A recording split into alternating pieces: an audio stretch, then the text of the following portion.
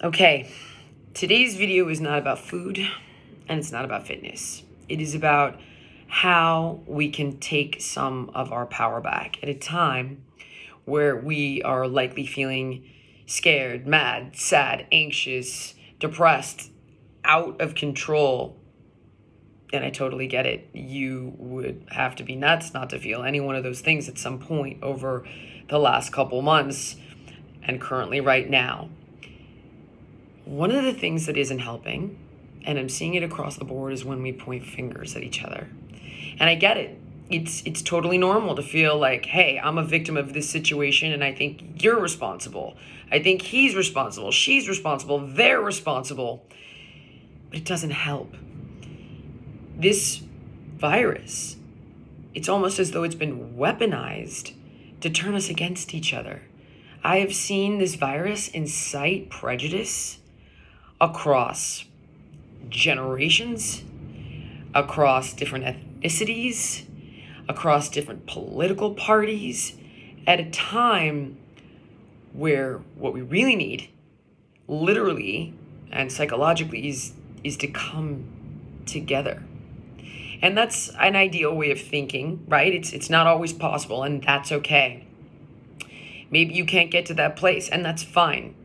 But pointing the finger and being so angry, all that's going to do is make you fundamentally disempowered, because when we point the finger and we blame other people, we're saying we're not in control, right? We're sending that message to ourselves that they're doing this to us and we're out of control. So I get it. There are people that are going to do things that are contradictory to what you think needs to be done, right? I want you to try to approach this perspective in a different way. So here's the reality, and it is a super shitty and horrible reality, is that there's no way to win here. Literally, we're gonna lose people. We are. And businesses will be lost. Generations of businesses will be lost. Bad shit is happening, guys. It is, and it's unavoidable. While some of it is, we can lessen it, we can mitigate it, bad shit is going to happen. And all we can do is rise up and bring our best self to this scenario. So when we attack other people and we blame other people, which again is a normal thing to do, but all it's doing is making you feel angry, stressed, anxious, out of control, and disempowered. So instead, I want you to approach this as follows. You may not agree with the way someone's living. You may not agree with their political positions. You may think that everything that they want to do, that party, that person, is endangering people and endangering the planet. No one's asking you to condone it. But instead, I want you to try to approach it with empathy. For example, you want to stay home and you feel like if we don't stay home, someone will die, and that's very scary. I get it. The next person wants to push to reopen. And maybe their push to reopen is because they're feeling isolated, alone, scared, depressed, potentially suicidal. So on some level, they feel like their psychological survival depends on reopening. Or maybe you have a person who can't feed their family and they are desperate to reopen so they can make money again. And my point is that while we are all different and someone else's differences can feel scary and threatening to you, try to understand that their differences, right? Those are their needs, and they're just as scared as you are. They're just as scared as I am.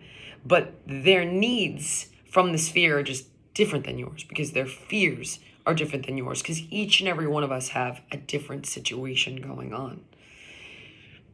So when you feel angry, right, you see people crying the beaches and it's, what's the matter with it?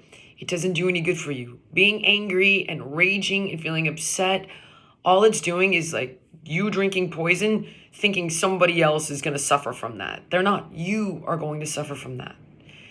So try to understand that whatever is going on with that person, They're experiencing all their own fear and all their own anxiety as well. This is their need, even though it's not the same as yours. And where you are also ultimately in control is you don't need to go to that crowded beach. You can stay home. You can maintain your social distance, right? You can wear protective gear. You can stay away from somebody who doesn't. Or it's a political party you don't like, vote when it's time to vote. You need to get out, maintain your social distance from somebody else. The thing is, whatever change you want to see in other people, it's Gandhi, right? You be that change you want to see. That's going to make you feel more empowered. So I want you to channel all of this fear and this rage into being proactive and living the way you want to see people living that example, focusing on you and your self-care, controlling the things you can. It's like that serenity prayer, right? Like, God, give me the ability to accept what I cannot change, the courage to change the things I can, and the wisdom to know the difference. That could not be more apropos than it is right now. And so I'm asking you, have empathy for each other. Have empathy. Before you lash out, before you unfriend somebody, try to understand that they are just as scared as you. It's just over something different. Their needs are different, that's all. And that fundamentally you are in control of taking care of you. You can be proactive about that. And that will help give you a sense of calm. And just remember that this is going to pass, guys. That bad shit happens in the world that is out of our control. And there's nothing we can do about it. But what we can do proactively, right? You can't stop the bad shit from happening. But we can bring our best selves to this equation. This is not the time to check out. It's just not. It's the time to rise up.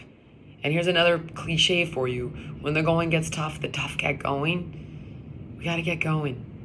Don't stop working out. Don't stop taking care of yourself. Dig in now more than ever. Don't abandon your work. Don't abandon your business. Do your best to keep things alive.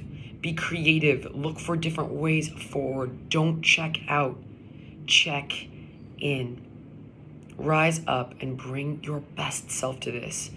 And that's what's going to make all the difference. So just know that I am right there with you. I'm in this with you. I'm feeling everything you're feeling, even if I'm feeling it about something different than you are. And at the end of the day, I swear to God, we are all in this together. So the next time you see somebody out, smile through your friggin' face mask, wave when they can't see your smile, say hello, say how are you. Don't stop having empathy for each other. And I'm sending you lots of love.